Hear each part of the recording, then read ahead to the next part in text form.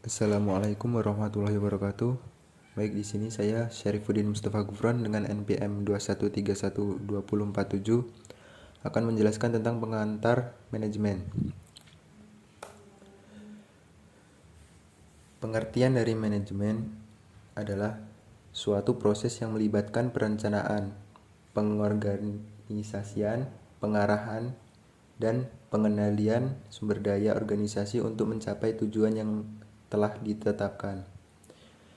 Manajemen melibatkan pengelolaan orang, waktu, uang, dan sumber daya lainnya.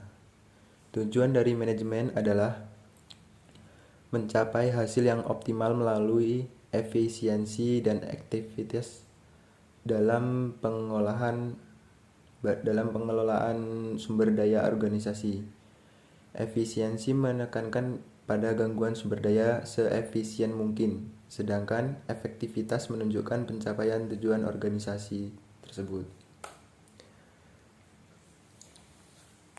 Fungsi-fungsi dalam manajemen yaitu yang pertama, perencanaan, yaitu menetapkan tujuan, menentukan strategi, dan mengembangkan rencana untuk mencapai tujuan tersebut. Yang kedua, pengorganisasian, yaitu mengatur dan mengkoordinasikan sumber daya untuk melaksanakan rencana. Berikutnya, pengarahan, yaitu memberikan arahan kepada anggota organisasi dan memotivasi mereka untuk mencapai tujuan tersebut. Dan yang terakhir adalah pengendalian, yaitu memantau kinerja organisasi, membandingkannya dengan rencana, dan mengambil tindakan korektif jika diperlukan. Tingkatan dalam manajemen itu ada 3. Yang pertama, top manajemen atau manajemen tingkat atas, yaitu bertanggung jawab atas pengambilan keputusan strategis dan keseluruhan kinerja organisasi. Yang kedua adalah middle management atau manajemen menengah, yaitu terlibat dalam pengelolaan departemen atau unit kerja tertentu. Dan yang terakhir adalah frontline management, yang bertanggung jawab atas pengawasan langsung terhadap pelaksanaan pekerjaan sehari-hari. Ada beberapa teori dalam manajemen.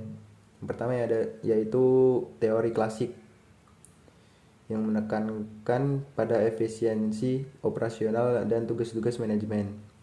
Yang kedua, teori neoklasik, yaitu fokus pada fungsi-fungsi manajemen dan pengembangan teori administrasi.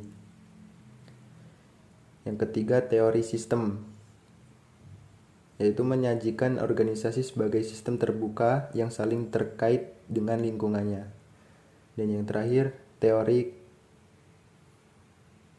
kontingensi, yaitu menyatakan bahwa tidak ada satu pendekatan manajemen yang cocok untuk semua situasi.